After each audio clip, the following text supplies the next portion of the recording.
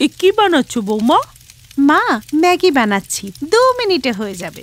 ব্যাস, কোনো পরিশ্রম করবে না, না সবজি কাটবে না মশলা পিষবে, শুধু 2 মিনিটে ম্যাগি বানাবে আর উদ্ধার করবে। আমরা এই রোজ রোজ ম্যাগি খেতে পারবো না বৌমা। মা, এতে খারাপই বা কি আছে? ম্যাগি খেতে এত টেস্টি লাগে। জানি না কেন আপনি পছন্দ করেন না। কোনো জোর আছে নাকি যেটা তোমার পছন্দ হবে সেটা আমাকেও পছন্দ করতে হবে? কান খুলে শুনে নাও, আজকে থেকে ম্যাগি শুধু নিজের জন্যই বানাবে। তুমি যদি আমাদের জন্য রুটি তরকারি বানাতে না পারো তাহলে আমিই বানিয়ে নেব। ঠিক আছে, যেটা আপনার ইচ্ছা। এটাই হলো কলিযুগ, যেখানে বাড়ির বৌমা থাকতে শাশুড়িকে রুটি বানাতে হয়। কমলার অলসতার জন্য খাবার বানাতে চাইতো না, তাই এখন কমলা নিজের জন্য ম্যাগি বানায় আর শাশুড়ি সবার জন্য রুটি তরকারি। কি করো কমলা, সারাদিন ম্যাগি খাও? একটু রুটি সবজিও বানাতে পারো তো, যাতে মায়ের সমস্যা না হয়। আমার ম্যাগি খেতে ভালো লাগে। আমি বিয়ের আগেও তো ম্যাগি খেতাম। আমার রুটি তরকারি একদম ভালো লাগে না, তাই আমি এখানেও ম্যাগি বানিয়ে খেয়ে নিই। তোমরা সবাই ম্যাগি খাও না, তার জন্য আমার তো কোনো দোষ নেই না। আর আমার রান্না করতেও ভালো লাগে না। তোমরা সবাই ম্যাগি খেলে আমি বানিয়ে দেব, কিন্তু রুটি তরকারি বানাতে আমাকে বলো না প্লিজ। ওসব আমি পারবো না। কিন্তু কমলা রুটি তরকারি বানাবে না পরিষ্কার বলে দেয়। আরে জানকি, কোনো সমস্যা নেই, মাঝে মাঝে একটু রুটি বানিয়ে নাও, না হলে বৌমা ম্যাগি করে আমরা ওটাই খেয়ে নেব। জানো কি, চুপ করে থাকে, ও কিছু বলে না। একদিন কমলা যখন বাজার থেকে ফিরছিল তখন সে দেখল যে একজন মহিলা ভাঙাচোরাওয়ালাকে কিছু প্যাকেট বিক্রি করছে। তার পরিবর্তে ওই ভাঙাচোরাওয়ালা ওকে টাকাও দেয়। এই দেখে কমলা অবাক হয়ে যায়। তারপর কিছু ভেবে বলে, দাদা, আপনি কি সব ধরনের প্যাকেটই কেনেন? হ্যাঁ হ্যাঁ, প্যাকেট হলেই হবে, আমি সব কিনি। ইনি তো সব ধরনের প্যাকেটই কেনেন। তাহলে আমি যদি ম্যাগির প্যাকেটগুলো বিক্রি করি তাহলে তো আমার রোজগারও হবে, আর মায়ের সামনে আমার সম্মানটাও বেড়ে যাবে। দাদা, ম্যাগির খালি প্যাকেটও নেবেন? আরে হ্যাঁ হ্যাঁ বৌদি, আমি সব কিনি, শুধু প্যাকেটগুলো ভেজা বা খারাপ না হলেই হলো। ঠিক আছে দাদা, আমি আমার বাড়ির অ্যাড্রেস দিয়ে দিচ্ছি, তুমি 2 মাস পরে এসে আমাকে একবার জিজ্ঞেস করো, ঠিক আছে? কমলার চেহারায় একটা আলাদা খুশি ছিল, আর সেই দিনকার পর থেকেই ও ম্যাগির প্যাকেটগুলো জমাতে থাকে। সে ম্যাগি বানিয়ে প্যাকেটগুলো জমিয়ে রাখত। একদিন শাশুড়ি ঘর পরিষ্কার করতে গিয়ে অনেক ম্যাগির প্যাকেট দেখতে পায়। তখনই কমলা সেখানে চলে আসে। মা, এই ম্যাগির প্যাকেটগুলো কিন্তু ফেলে দেবেন না, আমি এগুলো জমাচ্ছি। নাও, আগে তো ম্যাগি খেত, এখন কি ম্যাগির প্যাকেটও বানিয়ে খাবে? কি গো, শুনলে? বাবা রমেশ, একটু এদিকে এসো তো। কি হয়েছে মা? দেখ, তোর বউ পাগল হয়ে গেছে, রোজ রোজ ম্যাগি খায়, ওর মাথায় ম্যাগির ভূত চেপেছে। আর এই দেখ, ম্যাগির প্যাকেটও জমিয়ে রাখছে। মা, আপনি কথা বাড়িয়ে আর ঘুরিয়ে পেঁচিয়ে কেন বলছেন? আমার মাথায় ম্যাগির কোনো ভূত নেই, এই প্যাকেটগুলো তো আমি।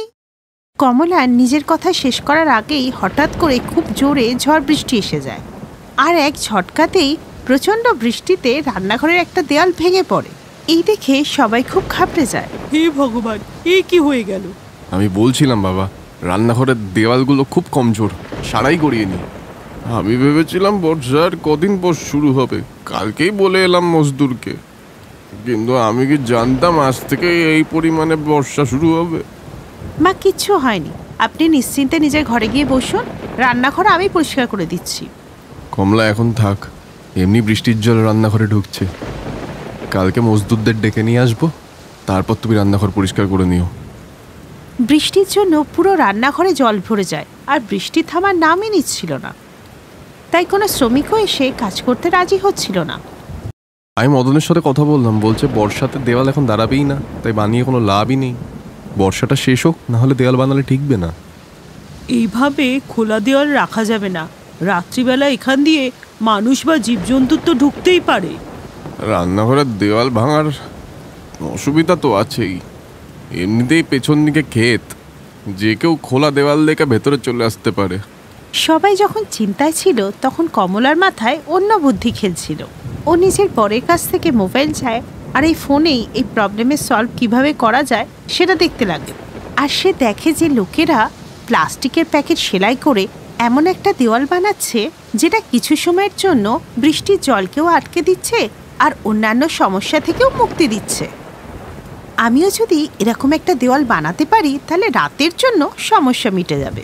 কিন্তু তার জন্য আমার এমন একটা জিনিস চাই যাতে দেওয়ালটা একটু মজবুত হয়। এমন কি আছে? তখনই কমলার নজর গেল জমিয়ে রাখা ম্যাগির প্যাকেটগুলোর দিকে, আর তখনই ওর মাথায় আইডিয়া খেলে গেল। পেয়ে গেছি আইডিয়া। এখন আমি সব প্যাকেটগুলো জুড়ে একটা দেওয়াল বানাবো। এই জন্য সব প্যাকেটগুলোকে আমাকে জোড়া লাগাতে হবে, যদিও একটু মুশকিল কিন্তু অসম্ভব নয়। সবার আগে এই প্যাকেটগুলোকে এমনভাবে জোড়া লাগাতে হবে যাতে একটা দেওয়ালের মতো দেখায়। আমার কাছে তো সেলাই মেশিন নেই, আমাকে সুতো দিয়েই এটা তৈরি করতে হবে। এরপর সে ম্যাগির সব প্যাকেটগুলোকে সেলাই করে জোড়া লাগাতে লাগলো। এই খালি প্যাকেটগুলো দিয়ে কি করছো বৌমা? দেওয়াল বানাচ্ছি। কমলা, তুমি ঠিক আছো তো? এই প্যাকেট দিয়ে দেওয়াল কি করে তৈরি হবে? মানে আগে রান্নাঘরে ম্যাগি তৈরি হতো, এখন ম্যাগি দিয়ে রান্নাঘর তৈরি হবে? বাবা, আপনারা দেখুন শুধু, আমার বিশ্বাস এটা নিশ্চয়ই কাজ করবে। জানি না কি সব ফালতু কাজ করছে। এরপরে কমলা বসে মন দিয়ে নিজের কাজ করতে লাগলো। একটা প্যাকেটের সাথে আর একটা প্যাকেট জুড়ে ও লম্বা পর্দা বানাতে লাগলো। এটা দেখতে একটু অদ্ভুত লাগলেও কমলার পরিশ্রমের কোনো খামতি ছিল না। আর কয়েক ঘন্টার মধ্যেই সে এমন একটা পর্দা বানিয়ে ফেলল যেটা ভাঙা দেওয়ালকে ঢাকতে পারে। যদিও সেটা ইটের দেওয়ালের মতো মজবুত ছিল না, কিন্তু জল আর হাওয়া থেকে বাঁচানোর জন্য যথেষ্ট ছিল। ব্যাস, এটা এবার ওখানে লাগাতে হবে। এই কাজে ওর স্বামী আর শ্বশুর ওকে সাহায্য করলো। স্বামী আর শ্বশুর মিলে ওই ম্যাগির প্যাকেট দিয়ে তৈরি পর্দাটাকে ভাঙা দেওয়ালের কাছে লাগিয়ে দিল। আমার সত্যি বিশ্বাস হচ্ছে না, ম্যাগির এই প্যাকেটগুলো দিয়ে সত্যি সত্যি তুমি একটা দেওয়াল বানিয়ে দিলে। আমার বৌমা তো সত্যি বুদ্ধিমতী। আমি বেকার বেকার তোমাকে অলস বলতাম। আরে বাহ বৌমা, এ তো কামাল হয়ে গেল। সত্যি যে জল আসা ভেতরে বন্ধ হয়ে গেল। হ্যাঁ কমলা, তুমি তো দারুণ কাজ করে দিয়েছো। আমি তো কোনোদিনও ভাবতেই পারিনি যে ফাঁকা প্যাকেটগুলো এত কাজে আসবে। তাই তো ফোনটা চেয়েছি, ফোনেই তো এই ধরনের দেওয়াল বানানো শিখেছি, আর আমার ম্যাগির প্যাকেটগুলোও তাতে কাজে লেগে গেল। বৌমা, কথাটা তো অসম্পূর্ণ রয়ে গেল। তুমি এই ম্যাগির প্যাকেটগুলো জমিয়েছিলে কেন? এরপর কমলা সবটা বলল। কিন্তু এই প্যাকেটগুলো তো বৃষ্টিতে ভিজে গিয়ে একটু খারাপও হয়ে গেল। এখন এইগুলোকে কি করে তুমি বিক্রি করবে? মা, আমি এই খালি প্যাকেটের দাম পেয়ে গেছি। বিপদে যেটা কাজে আসে সেটাই তো সব থেকে দামি। আমি ঠিক বলেছি না মা? কমলার এই কথা শুনে সবার মুখে হাসি ফুটে ওঠে। কমলার শাশুড়ি বুঝতে পেরেছিল যে কমলা একটু অলস হলেও বিপদে সে সবার আগে এগিয়ে আসে।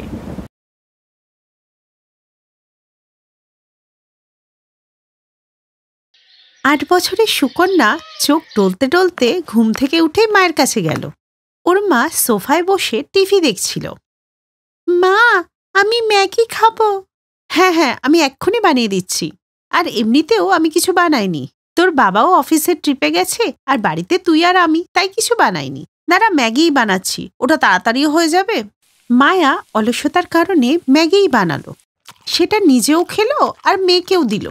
বেশিরভাগ সময়ই ওর হাজবেন্ড বাইরের ট্রিপেই থাকতো, আর তাই মায়া তাড়াতাড়ি করে ম্যাগিই বানাতো আর দুজনে মিলে খেত। কিন্তু এখন সুকন্যার বয়স 22 বছর। মা, মা, তুমি কোথায়? মনে হচ্ছে আবার পুজোতে বসেছে। আমার তো কলেজের জন্য লেট হচ্ছে, এক কাজ করে ম্যাগি বানিয়ে নি, আমাদের all time favourite. Sukanya Maggi বানাতে রান্নাঘরে যায়। সেখানে গিয়েও ভাবে কিছু সবজি ম্যাগিতে দেবে, তাই সবজি কাটতে গিয়ে ওর আঙুল কেটে যায়। আহ মা, মা, কি লাগছে? ওর আওয়াজ শুনে ওর মা তাড়াতাড়ি পুজো শেষ করে বাইরে বেরিয়ে আসে। একটু দেখে শুনে কাজ করতে পারিস না? আঙুলটা কাটলি তো, দাঁড়া আমি পট্টি লাগিয়ে দিচ্ছি। এই বলে সুকন্যার মা ওর আঙুলে ব্যান্ডেজ লাগায় আর তারপর নিজেই ম্যাগি করতে লাগে। একমাত্র মেয়ে ছিল বলে মায়াদেবী সুকন্যাকে দিয়ে বেশি রান্নাঘরের কাজ করাতেন না। সেজন্য সুকন্যাও ম্যাগি ছাড়া আর কিছুই বানাতে পারত না। তুইও না অঙ্কিত, আমি জানি না কতদিন এইভাবে আমার সাথে টাইম পাস করবি। ও ম্যাডাম, আমি তোর জন্য না খুব সিরিয়াস, ঠিক আছে? এভাবে বলবি না। তাহলে তুই কেন আসিস না আমার বাড়িতে বিয়ের সম্বন্ধ নিয়ে? শোন, আগে আমাদের পড়াশোনাটা শেষ হোক, আমি ভালো চাকরি পাই, তারপর তো যাবো নাকি। এইভাবেই সময় কেটে যায় আর অঙ্কিত একটা ভালো চাকরি পেয়ে যায়। ও ম্যাগির কোম্পানিতে ম্যানেজার পোস্টে চাকরি পেয়ে যায়। এরপর ও নিজের পরিবারে বিয়ের কথা বলে আর দুই পরিবার একে অপরের সাথে দেখা করে। দিদি, এটা আমার একমাত্র মেয়ে, অনেক আদরে বড় করেছি। আপনারা শুধু আমার মেয়েটাকে একটু খেয়াল রাখবেন। আপনি চিন্তা করবেন না দিদি, আমরা বউ না মেয়ে নিয়ে যাচ্ছি। কিছু মাস পরে ওদের দুজনের বিয়ে হয়ে যায়। এরপর একদিন, বৌমা, আমাকে এক কাপ চা বানিয়ে দাও। রোজ তো নিজের হাতেই খাই, আজকে নয় তোমার হাতেই খাবো। হ্যাঁ মা, আমি এখনই বানিয়ে আনছি। এরপর সুকন্যা তাড়াতাড়ি রান্নাঘরে গিয়ে চা বানিয়ে নিয়ে আসে। খেয়ে বলুন না মা, কেমন হয়েছে? চাটা ঠান্ডা হবে তারপর তো খাবো। বৌমা হয়ে শাশুড়িকে অর্ডার দিচ্ছ? লোকে সত্যি কথাই বলে, শাশুড়ি তো শাশুড়িই হয়। আরে আরে বৌমা, এটা চা বানিয়েছো না কারা বানিয়েছো? এত চা পাতা কে দেয়? এটা খেয়ে তো আমার মাথা ব্যথা আরো বেড়ে গেল। তোমার মা কি তোমাকে চা বানানোও শেখায়নি? আসলে মা আজকে প্রথমবার বানালাম তো, তাই আস্তে আস্তে শিখে যাব। জানি না বাবা, আজকালকার মেয়েদের যে কি হবে, চাও বানাতে পারে না। আরে ও মেম সাহেব, তুই যে জ্ঞান দিচ্ছিস, তুই নিজে বানাতে পারিস? এই শুনে সুকন্যা একটু হাসল, আর ননদ মুখ বাঁকিয়ে ওখান থেকে চলে গেল। কিছুক্ষণ পর সুকন্যা সবার জন্য জলখাবার বানিয়ে নিয়ে আসে। ওরা সবাই খেতে বসে খাবার টেবিলে ম্যাগি দেখে অবাক হয়ে যায়। বৌমা, এটা কি? সরি মা, মানে আমি খাবার বানানো। আরে আমি তো সেটাই বলছি, তুমি কি করে বুঝলে যে আমাদের ম্যাগি খুব পছন্দ? তুমি জানো, এমন একদিনও যায় না যেদিন আমরা ম্যাগি খাই না। কিন্তু আমার সবজি দেওয়াটা পছন্দ। আর বৌদি, আমার স্পাইসি। আর আমার পেঁয়াজ দেওয়া ম্যাগি পছন্দ। তুমি তো জানো যে আমি ম্যাগির কোম্পানি এই জন্যই জয়েন করেছি যাতে আমি অনেক ম্যাগি বাড়ি আনতে পারি। আমি তো রোজ 50 প্যাকেট ম্যাগি আমার গাড়িতে লুকিয়ে আনি প্রত্যেক দিন। না না, ম্যাগির জন্য ভালোবাসা ঠিক আছে, কিন্তু তার জন্য চুরি করা ঠিক না। যাই হোক, আমি জানতাম আমি একাই ম্যাগির জন্য পাগল, কিন্তু এখানে তো দেখছি তোমরা সবাই পাগল। এই খবর যদি ম্যাগি কোম্পানি জানতে পারে না, তাহলে কোম্পানির ব্র্যান্ড অ্যাম্বাসাডার আমাদেরই বানিয়ে দেবে। সুকন্যা খুশি হয়ে যায়, আর সকাল সন্ধে সে এখন ম্যাগিই বানাতে থাকে। আজকে সবার জন্য মশলা ম্যাগি বানিয়েছি। আর বৌদি, কাল কিন্তু পনির ম্যাগি। হ্যাঁ হ্যাঁ, তোমাদের আর চিন্তা নেই, এবার থেকে আমি এসে গেছি না, সকাল সন্ধে শুধু ম্যাগিই খাওয়াবো। এখন তো শুধু সকাল সন্ধে সবাই ম্যাগিই খেত, এমনকি ওদের বাড়িতে কোনো গেস্ট এলে তাকেও ম্যাগি খাওয়াতো। তাই ভয়ে ওদের বাড়ি কোনো গেস্টই আসতো না। ও অঙ্কিতের মা, বৌমা এটা কি এনেছি? ম্যাগি? হ্যাঁ হ্যাঁ, বৌমারও না আমাদের মতো ম্যাগিই পছন্দ। মোলো যা, ভেবেছিলাম নতুন বৌমা এসেছে, বাড়িতে কিছু নতুন রান্না টান্না হবে, কিন্তু দেখছি এ ওতেই ছাইপাশি খায়। না না, আমি বাড়ি যাচ্ছি। এখানে থাকলে তো তোমরা আমাকে ময়দা খাইয়ে খাইয়ে মেরে ফেলবে। এই বলে পিসি অবিলম্বে ওখান থেকে চলে গেলেন। কিন্তু এটা ওদের কাছে কোনো ব্যাপার বলে মনেই হলো না। ওরা ওদের ম্যাগি খাওয়া চালিয়েই যাচ্ছিল। এইভাবেই কিছুদিন কেটে গেলে একদিন জানা গেল যে সুকন্যা প্রেগনেন্ট। সত্যি আমি বাবা হব? Wow, thank you so much. তুমি আমাকে সত্যি যা খবর দিলে, থ্যাংক ইউ ভেরি মাচ। আরে আমি ঠাম্মি। বৌমা, তুমি এখন থেকে নিজের খেয়াল রাখো, আর বাড়ির কাজের জন্য আমরা কাজের লোক রেখে দেব। আর খাবারের জন্য তো কোনো টেনশনই নেই, ম্যাগিই তো বানাতে হবে, সে আমরা বানিয়ে নেব। ছোট অতিথি আসার খবর শুনে সবাই খুব খুশি ছিল। এমনিতেই বাড়িতে সবাই সুকন্যার খুব খেয়াল রাখতো, কিন্তু ওদের একটাই খারাপ অভ্যাস ছিল, সারাদিন ম্যাগি খাওয়া। তার 2 মাস পর, পেটে ব্যথায় মরে যাচ্ছি। মা, কোথায় তুমি? এসো শালিনী, তাড়াতাড়ি এসো। মা গো! মা, এটা তো বৌদির আওয়াজ, তাড়াতাড়ি চলো। ওরা তাড়াতাড়ি ঘরে গিয়ে দেখে সুকন্যা পেটে হাত দিয়ে বসে আছে। কি হয়েছে বৌমা? মা, আমার পেটে ব্যথা হচ্ছে আর ব্লিডিংও হচ্ছে। আহা! শালিনী, তাড়াতাড়ি ক্যাব বুক কর, বৌমাকে নিয়ে এখনই হাসপাতালে যেতে হবে। আর তোর দাদাকেও ফোন কর। শালিনী তাড়াতাড়ি ক্যাব বুক করে, আর তার সাথে অঙ্কিতকে হসপিটালে আসতে বলে দেয়। এরপর ডাক্তার চেক আপ করে বলল, আই এম সরি, কিন্তু বেশি ম্যাগি খাওয়ার ফলে বাচ্চার মধ্যেও সেটাই গেছে, আর তাই সন্তানটা মারা যায়।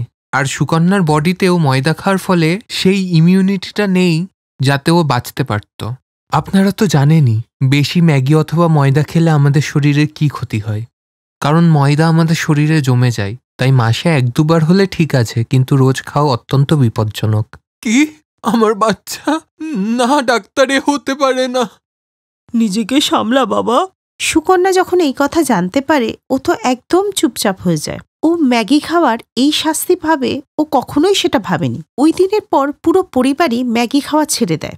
সবাই মিলে সবজি আর রুটি খেতে শুরু করে। আর অঙ্কিত এখন আর ম্যাগি আনে না। আর এরপর সুকন্যা আবার প্রেগনেন্ট হয়। এইবার ও কোনো রিস্ক নিতে চায়নি, তাই সে নিজের খুব ভালো করে যত্ন নিল, আর তার সাথে শ্বশুরবাড়ির লোকেরাও।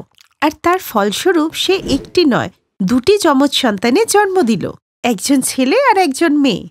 এইভাবেই ওদের পরিবারটা সম্পূর্ণ হলো, আর সবাই মিলে একসাথে আনন্দে থাকতে লাগলো। Best buddies. হ্যালো ফ্রেন্ডস, এই ভিডিওটা দেখার জন্য ধন্যবাদ। যদি এই ভিডিওটা তোমাদের ভালো লেগে থাকে তাহলে প্লিজ লাইক, সাবস্ক্রাইব আর কমেন্ট অবশ্যই করবে এই ভিডিওতে। আর হ্যাঁ, শেয়ার করতে ভুলো না কিন্তু। আরো অনেক মজাদার ভিডিও দেখার জন্য নিচে দেওয়া এই বেল আইকনটাকে প্রেস করো। দেখতে থাকো বেস্ট বাডিজ।